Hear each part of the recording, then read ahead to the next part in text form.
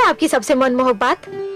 देवी, अपनी बात जो मुझे सबसे मनमोहक, सबसे प्रिय और सबसे सुंदर लगती है, वो है बस ये 4 शब्द। ओम नमो भगवते वासुदेवाय। ओम नमो भगवते वासुदेवाय। ओम नमो भगवते वासुदेवाय। ओम नमो भगवते वासुदेवाय। ओम नमो भगवते वासुदेवाय। ओम नमो भगवते वासुदेवाय। ओम नमो भगवते वासुदेवाय। आपकी लीला बड़ी अनोखी है कमल नयन। क्यों महादेवी? जो हिरण्यकशिपु सृष्टि से आपका नाम मिटा देने का दृढ़ संकल्प लिए है, उसी का पुत्र संसार में आने से पहले ही अपनी माता के गर्भ में आपके नाम की माला जप रहा है। पुत्र क्या कर रहा है और पिता क्या कर रहा है?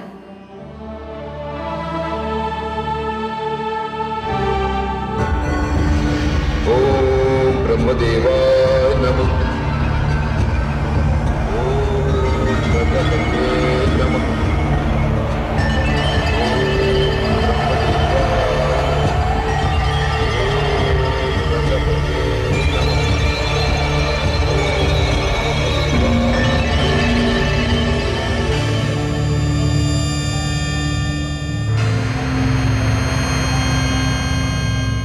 अभिवादन है सूर्यदेव।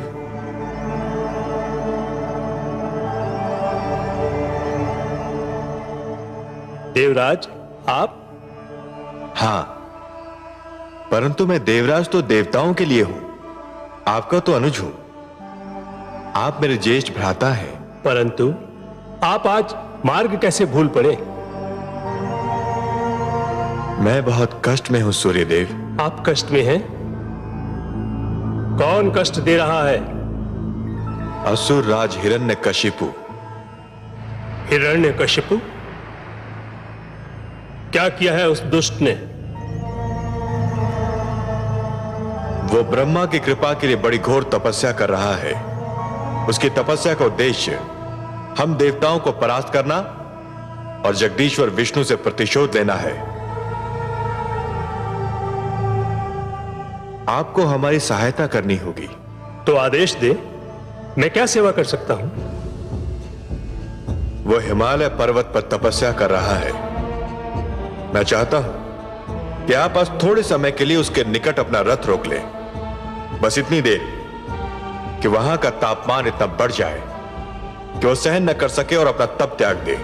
मुझे आपत्ति तो नहीं है देवराज, परंतु यदि मैं वहां ठहर गया तो केवल आसपास नहीं, दूर दूर तक उसका प्रभाव पड़ेगा। हिम पिघलने लगेगा, नदियों में बाढ़ आ जाएगी, समस्त वनस्पति समाप्त हो जाएगी। बहुत बड़ा संकट आ जाएगा देवराज। हिरण्यकशिपु की तपस्या सफल हो गई तो उससे भी बड़ा संकट आ सकता है भ्राताश्री। जैसी आज्ञा देवराज, परंतु मेरा परामर्श है कि यदि हिरण्यकशिपु ब्रह्मा की तपस्या कर रहा है तो आप ब्रह्मा से प्रार्थना कीजिए कि वो हिरण्यकशिपु को कोई ऐसा वरदान ना दें जो हमारे लिए संकट खड़ा कर दे। वो तो मैं करूंगा। वास्तव में मैं वहीं जा रहा हूं, पर आपको भी अपना उत्तरदायित्व निभाना होगा। अवश्य देवराज, आपके आदेश का पालन होगा।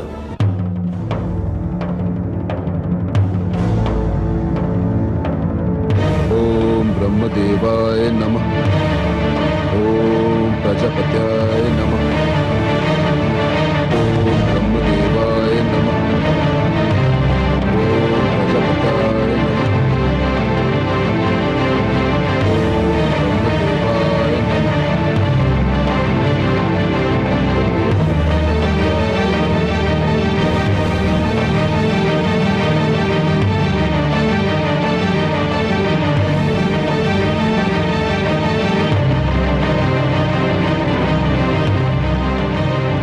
ठहरो सारथी।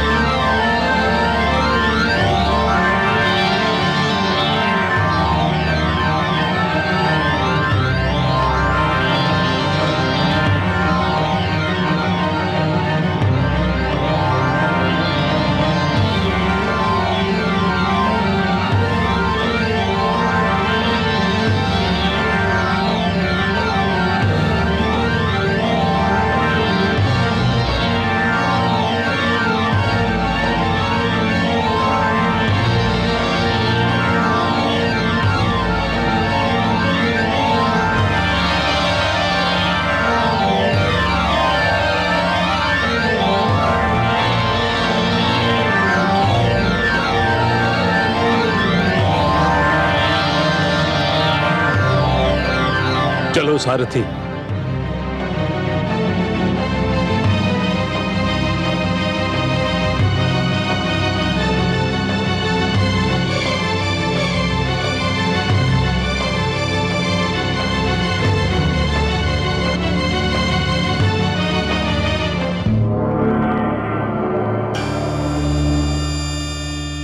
प्रणाम हे प्रजापति।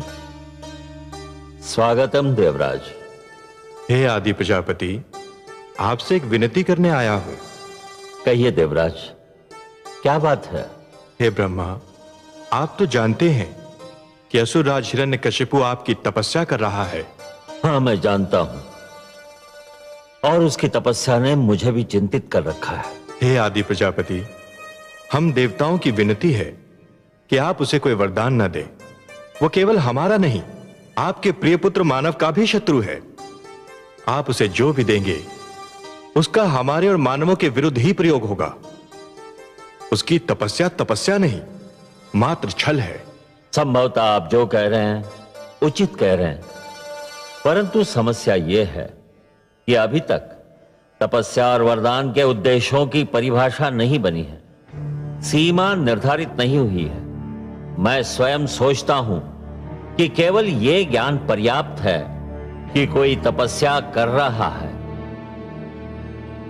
यह ज्ञान आवश्यक नहीं कि वह तपस्या क्यों कर रहा है। किसी की तपस्या उसके अतिरिक्त शेष सबके लिए हितकर है या कष्टदायक। पर वरदान देने वाले का उत्तरदायित्व तो इससे भी महान होना चाहिए आदि प्रजापति।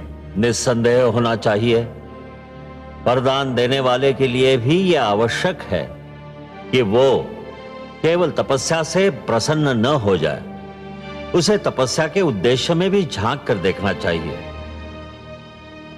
वो तपस्या जो औरों के लिए हानिकारक हो, वरदान के योग्य नहीं होती। आशुतोष शिवशंकर ने दैत्य गुरु शुक्राचार्य को संजीवनी का वरदान दिया तो था, पर उसने उसका दुरुपयोग किया और फिर अमृत की प्राप्ति के लिए समुद्र मंथन करना पड़ा। इसीलिए तो आपसे विनती कर रहा हूं कि आप हिरण्यकशिपु को कोई वरदान न दें। अभी तक कोई ऐसा विधान तो नहीं, कोई उदाहरण भी नहीं कि किसी ने तपस्वी को वरदान न दिया हो। मैं भरसक प्रयत्न कर रहा हूं कि मुझे हिरण्यकशिपु के पास न जाना पड़े, और यदि जाने पर विवश हो जाऊं तो उसे कोई ऐसा वरदान न दूं जो सृष्टि के लिए संकट बन जाए। परंतु हे देवराज, ऐसा कठोर तप किसी साधारण व्यक्ति की बात नहीं। मैं यथायोग्य प्रयास करूंगा, किसी के लिए कोई संकट न खड़ा हो। धन्यवाद है आदि प्रजापति, आपका कोटि कोटि धन्यवाद।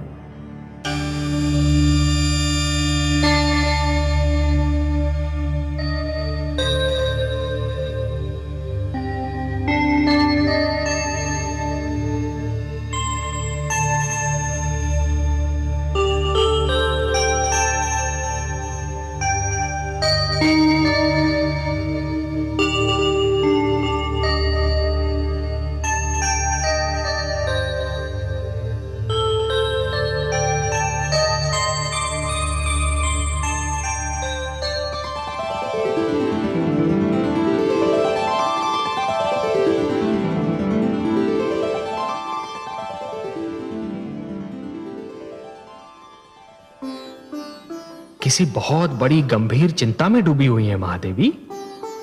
बहुत बड़ी उलझन में मन फंसा हुआ लगता है आपका। हम आपकी चिंता में भागीदार नहीं हो सकते? आपसे अपनी चिंता कौन छिपा सकता है कमल नयन? आपकी सिवा किसी की उलझन कौन सुलझा सकता है? आप तो सबके हृदय की बात जान ही लेते हैं। हाँ अंतर्यामी, आपने सत्य कहा। एक अद्भुत उलझन, एक विचित्र चिंता ने मेरे मन को घेर रखा है।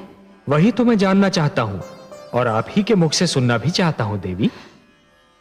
मैं वही सोच रही थी कमल नयन कि आपने ये कैसा रहस्य रच दिया है कि पिता और पुत्र के चरित्र में वही अंतर है जो जल और अग्नि में है, सूर्य और चंद्रमा में है, आकाश और धरती में है। पिता हिरण्यकशिपु के मुख से जो श्वास निकलती है उसमें आपके लिए अपशब्द होता है, और उसी का पुत्र अपनी माता के गर्भ में भी आपको पुकार रहा है। कितने मधुर शब्दों में आपका स्मरण कर रहा है। ये कैसा भेद है? ये कैसा रहस्य है? कोई रहस्य नहीं महादेवी, कोई भेद नहीं। हाँ, एक उद्देश्य अवश्य है। क्या उद्देश्य है आपका कमल नयन? महादेवी, मैं समस्त संसार को यह बताना चाहता हूं कि कोई भी व्यक्ति जन्म से सुर या असुर नहीं होता।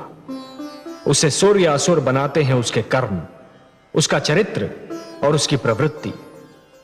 हे महादेवी, जिस प्रकार वृक्ष पर उगने वाले पुष्प और फल आवश्यक नहीं कि उसी रंग के हों जिस रंग का वृक्ष है, उसी प्रकार आवश्यक नहीं कि हर पुत्र कर्मों में, चरित्र में और प्रवृत्ति में अपने पिता के समान हो। यदि कोई सुर का पुत्र दुष्कर्म करेगा तो असुर कहलाएगा, और यदि कोई असुर पुत्र चरित्रवान होगा तो सुर कहलाएगा। परंतु हे सर्वेश्वर, क्या अच्छा ना होता कि हिरण्यकशिपु का पुत्र किसी देव पुरुष के घर में जन्म लेता? हाँ? तब तो ये एक साधारण घटना बन जाती ना महादेवी।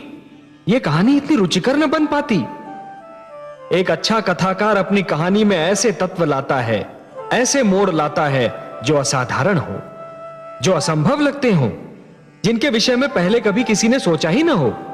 तभी तो एक अनुपम कथा जन्म लेती है ना। परंतु हे कमल नयन, ये कथा कहां जाकर पूरी होगी? यदि कथा का अंत कथा के मध्य में ही ज्ञात हो जाए तो कथा का सारा आनंद ही चला जाता है महादेवी। वो रूखी फीकी हो जाती है। अभी तो कथा का नायक कयाधु के गर्भ में है, उसे जन्म तो ले लेने दीजिए। यदि हिरण्यकशिपु की तपस्या सफल हो गई तो इस शिशु का जीवन दूभर हो जाएगा। कथा का एक अंश है हिरण्यकशिपु की तपस्या, कठोर और सराहनीय तपस्या, और कथा का दूसरा अंश है उसके घर एक ऐसे बालक का जन्म जो इतिहास रचने वाला है। महादेवी, इन दो अंशों में से एक अंश भी ना हो तो यह कथा अधूरी रह जाएगी।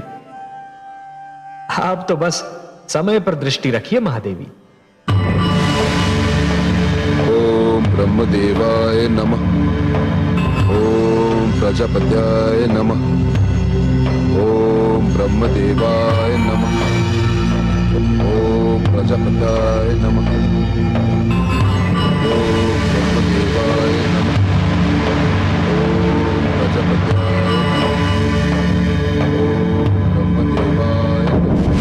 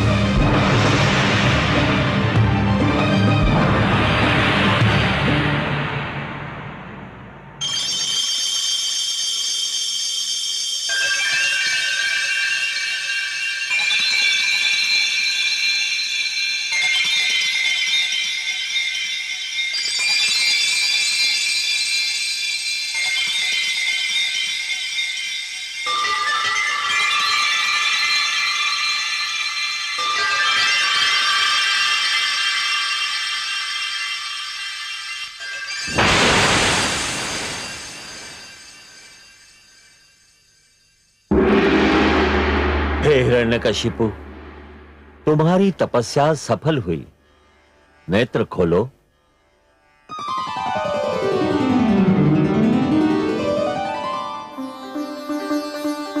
जय ब्रह्म देवता, जय आदि प्रजापति, जय हो।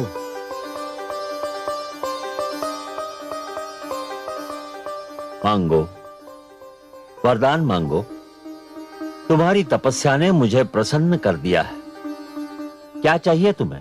हे विधाता, यदि आप मेरे कठोर तप से प्रसन्न हैं, तो मुझे ये वरदान दीजिए कि मैं मृत्यु पर विजय प्राप्त कर लूं। असंभव। हे हिरण्यकशिपु, तुम वो वरदान मांग रहे हो जिसे देना मेरे वश में नहीं। जीवन और मृत्यु सृष्टि के ऐसे नियम हैं जिन्हें कोई नहीं तोड़ सकता। यदि यह नियम टूट जाएगा तो सृष्टि का संतुलन बिगड़ जाएगा।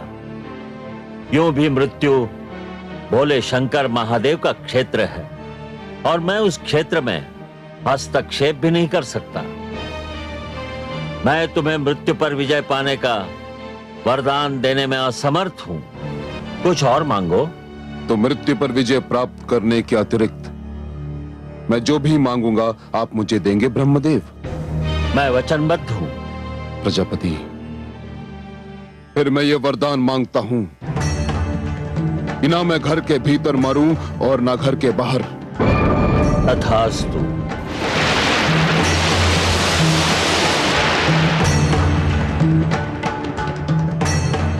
ना मैं दिन में मरूं और ना रात में। तथास्तु।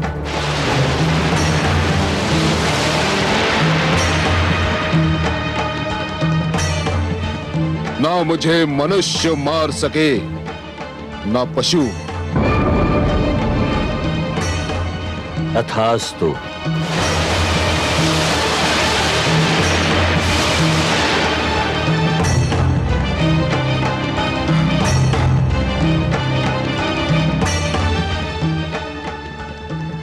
ना मैं अस्त्र से मर सकूं ना शस्त्र से।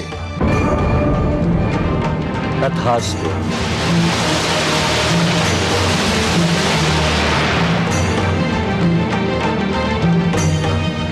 ना मैं धरती पर मारा जाऊं ना आकाश में। तथास्तु।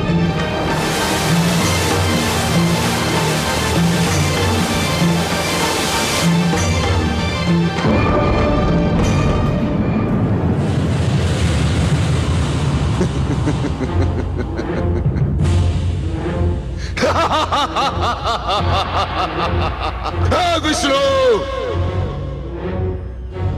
अब तेरे दिन समाप्त हुए। यदि तू अमर है तो मैं भी नहीं मर सकता। मैंने ब्रह्मा को भरमा दिया। मैंने उन्हें अपने शब्दों के जाल में फंसाकर उनसे वही वरदान मांगा जो वो नहीं देना चाहते थे। विष्णु, अब मैं सर्वशक्तिमान हूं। सर्वशक्तिमान हिरण्यकशिपु।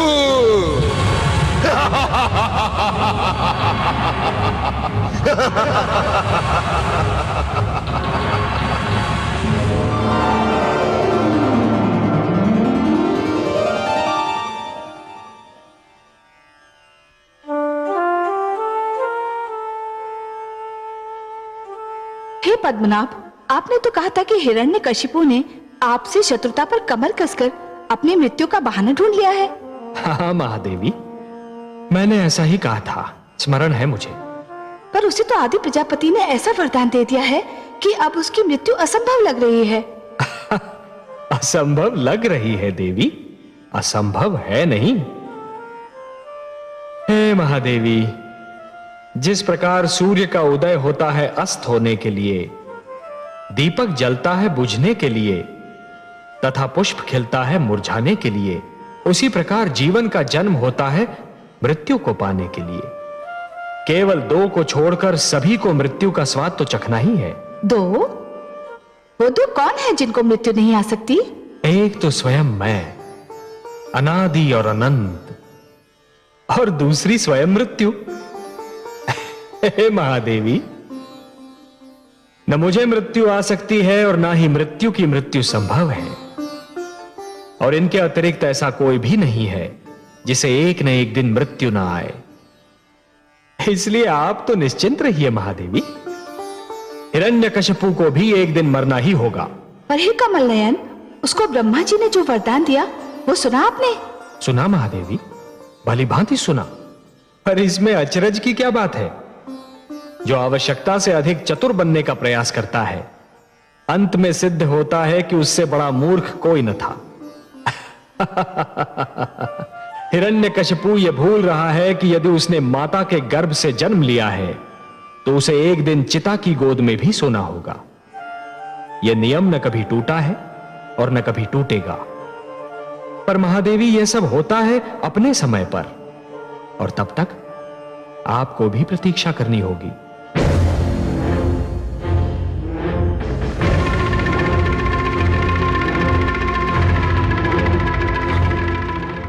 महारानी कयादू, महारानी कहां है आप? महारानी कयादू कहां है आप? महारानी,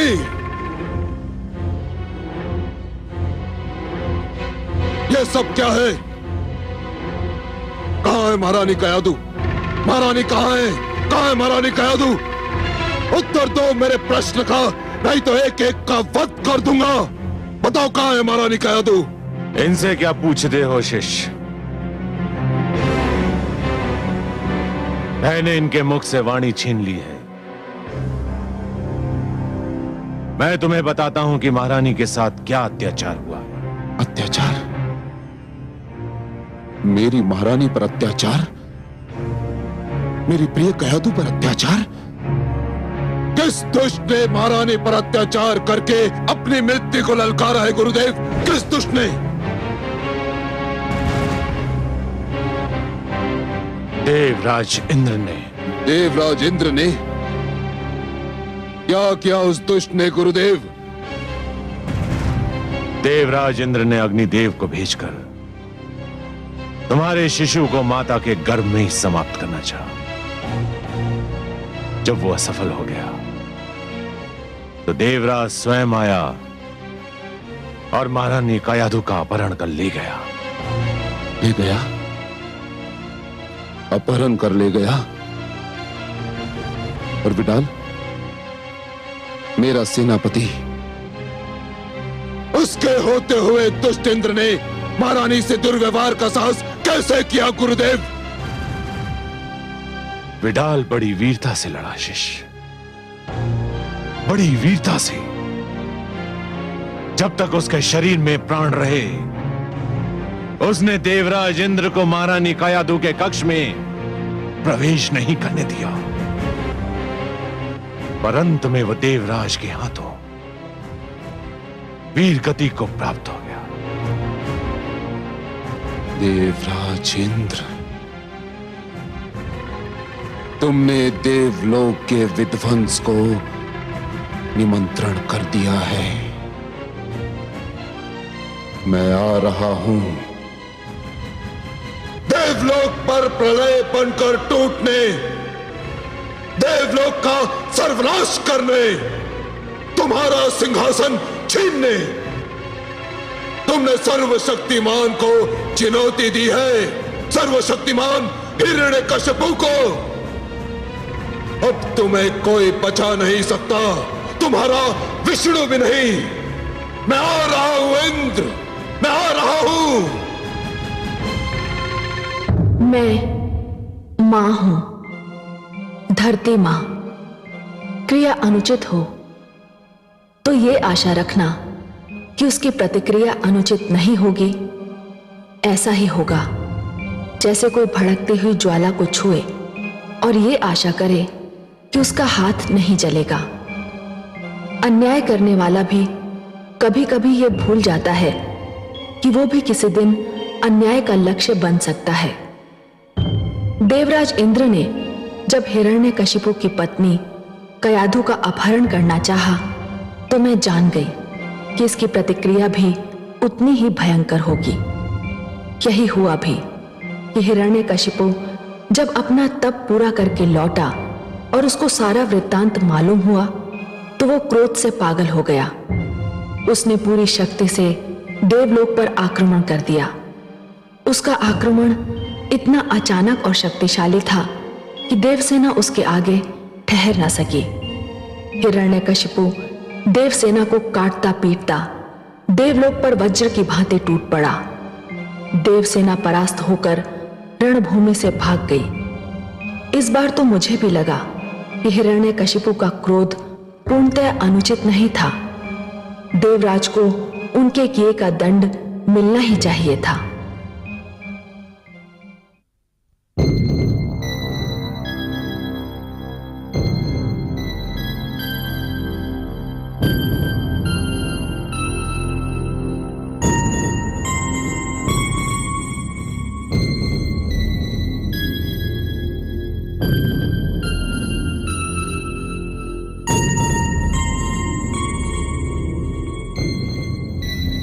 देवराज, बोलो चित्ररथ, युद्ध भूमि से क्या समाचार लाए हो? देवराज, हम हार गए। हमारी सेना परास्त हो गई। क्या क्या कह रहे हो तुम? हाँ देवराज, हिरण्यकशिपु श्री ब्रह्मा से वरदान पाकर इतना शक्तिशाली हो गया है कि हमारी समस्त सेना उसके सामने ठहर न सकी। और वो आपकी सभा में किसी भी क्षण आ सकता है। देवराज, विलंब मत कीजिए, शीघ्र, अति शीघ्र यहाँ से चलिए। आओ। आइए। देवराज इंद्र,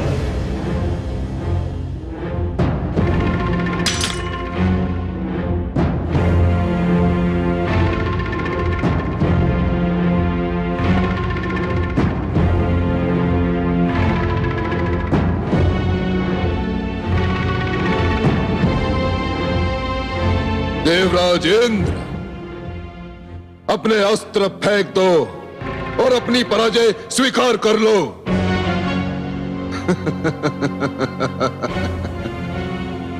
तुम्हारी देव सेना परास्त होकर भेड़ बकरियों की भांति रणभूमि से भाग चुकी है। तुम्हारे योद्धा बंदी बनाए जा चुके हैं।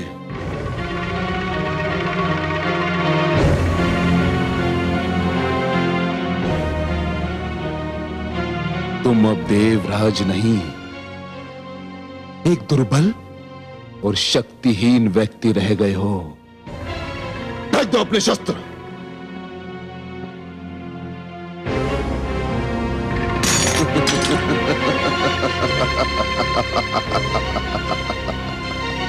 असुर राज्य हिरण्यकशिपु की नहीं, नहीं, असुर राज हिरण्यकशिपु की जय नहीं। अब हम केवल राजा नहीं हैं, सर्वशक्तिमान हो चुके हैं। हम भगवान हो चुके हैं। कहो, भगवान हिरण्यकशिपु की जय, भगवान हिरण्यकशिपु की जय बोलो। भगवान हिरण्यकशिपु की जय, भगवान हिरण्यकशिपु की जय, भगवान हिरण्यकशिपु की जय, भगवान हिरण्यकशिपु की जय। इंद्र, मन तो करता है कि तुम्हारे हाथ काट कर फेंक दूं, जिनसे तुमने महारानी कयादू को छुआ होगा। तुम्हारे नेत्र फोड़ दूं, जिनसे तुमने उन्हें देखा होगा। तुम्हारी जीभ काट कर फेंक दूं, जिनसे तुमने महारानी के लिए अब शब्दों का प्रयोग किया होगा। किंतु मेरा लक्ष्य तो तुम्हारे परम पूज्य भगवान विष्णु हैं।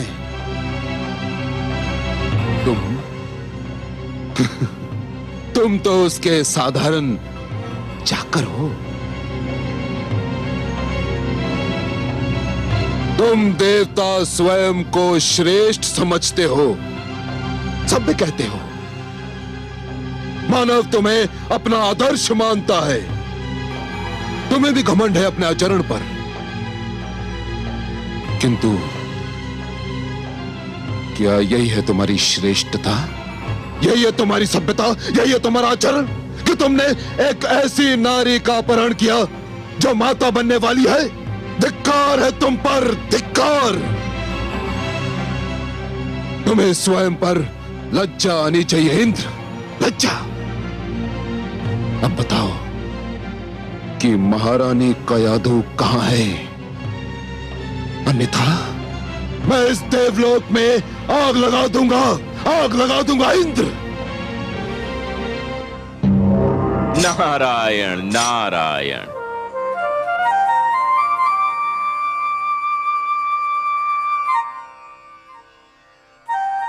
हे असुरराज, आग की लपटें महारानी कयाधु की कुशलता का समाचार नहीं दे सकती। वह तो केवल मैं दे सकता हूं, क्योंकि आपकी महारानी मेरे आश्रय में है। वे इस समय मेरे आश्रम में विश्राम कर रही हैं। वे कुशल हैं, सुरक्षित हैं। तो आप महारानी को अपने संग क्यों नहीं लाए देवर्षि?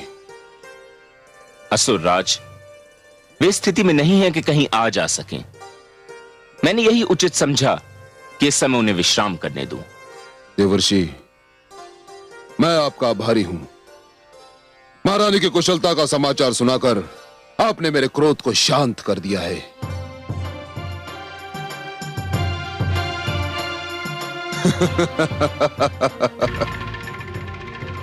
इसी सिंहासन पर बैठकर तुम स्वयं को महान समझते थे ना? इसी सिंहासन ने तुम्हें महानता प्रदान की थी ना? किंतु अब ये जान लो इंद्र कि ये सिंहासन अब मेरा है और मेरा ही रहेगा, और तुम सबको मेरी महानता के समक्ष सिर झुकाना ही होगा। सेनापति अश्वमित्र। आज्ञा भगवान।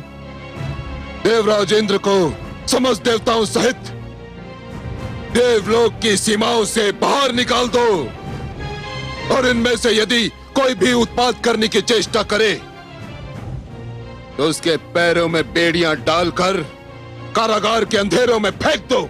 जाओ। जो आज्ञा भगवान। चलिए।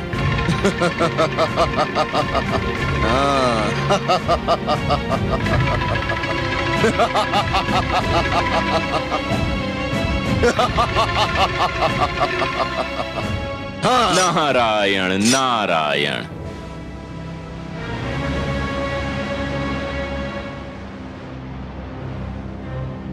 देवर्षि नारद, मुझे विष्णु के नाम से घृणा है, किंतु आपने महारानी की रक्षा करके मुझ पर ऋण का ऐसा बोझ रख दिया है कि मैं जीवन भर अपना सिर नहीं उठा सकता।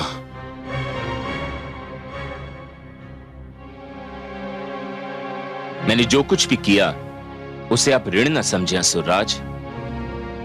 एक गर्भवती नारी की सेवा करना तो हर एक का कर्तव्य है।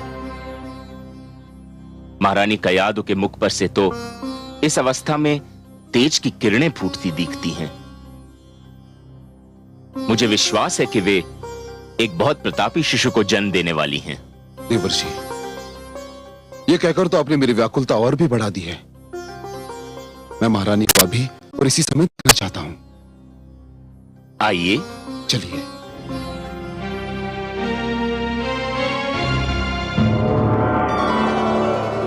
देखा आपने कमल नयन, देखा आपने?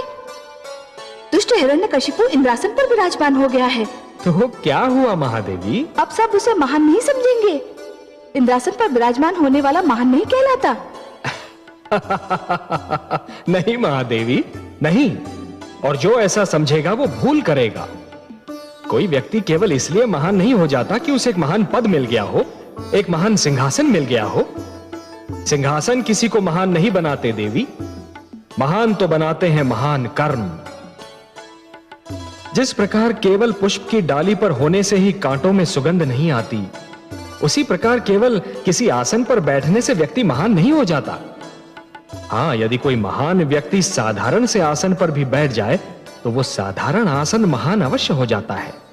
मुझे बस इतना बता दीजिए कमल नयन कि इंद्रासन अब सदा के लिए हिरण्यकशिपु का तो नहीं हो जाएगा ना? कोई भी सिंहासन सदा के लिए किसी का नहीं होता महादेवी।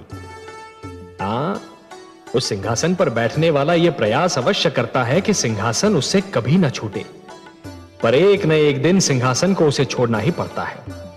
अब देवराज को ही देख लीजिए, क्या उन्होंने कभी सोचा था कि इंद्रासन उन्हें छोड़ना पड़ेगा? परंतु आज उन्हें विवश होकर, अपमानित होकर इंद्रासन को छोड़ना ही पड़ा। हिरण्यकशिपु भी सदा के लिए इस सिंहासन पर कदापि नहीं रह पाएगा। पर हे कमलनयन, आज तो वो विजयी है, उसने देवताओं को भी परास्त कर दिया है। विजय और पराजय का यह क्रम तो चलता रहता है देवी, और चलता भी रहेगा। परंतु देवराज को पराजय का मुख इसलिए देखना पड़ रहा है कि उन्होंने एक नारी का अपहरण किया था, उसके गर्भ में पल रहे शिशु को मारने का प्रयत्न किया था। और ये सारे अपराध ऐसे अक्षम्य अपराध हैं महादेवी कि जिनके लिए सिंहासन छूटना और पराजय का मुख देखना तो साधारण सा दंड है। आपसे मैं सहमत हूं कमलनयन, आपके सुंदर मुख से निकलने वाले एक एक शब्द से मैं अक्षरशः सहमत हूं। देवराज को दंड मिलना ही चाहिए था। हाँ महादेवी, यही नियम है। जो जितना बड़ा अपराध करता है उतना ही बड़ा दंड पाता है। इसलिए बुद्धिमान व्यक्ति तो केवल वही है जो कोई भी कार्य करने से पहले एक बार नहीं 100 बार विचार कर ले कि उस कार्य का परिणाम क्या होगा।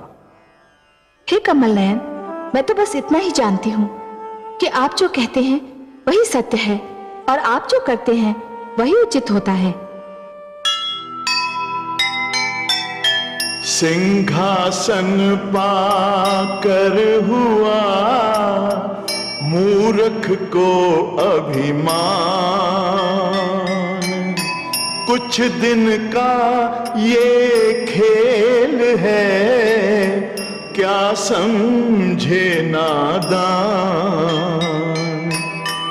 आज तुम्हारे पास तो कल है उसके पास, हर युग में देखा यही सत्ता का इतिहास, सत्ता का इतिहास। जो सुनेगा ये पुराण पाएगा सुख और ज्ञान, पाएगा सुख और ज्ञान। कर्म को ही धर्म जान, प्रेम की तू छेड़तान, प्रेम की तू छेड़तान।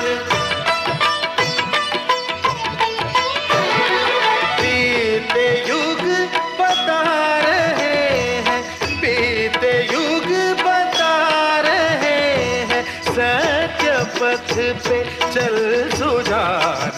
विष्णु पुराण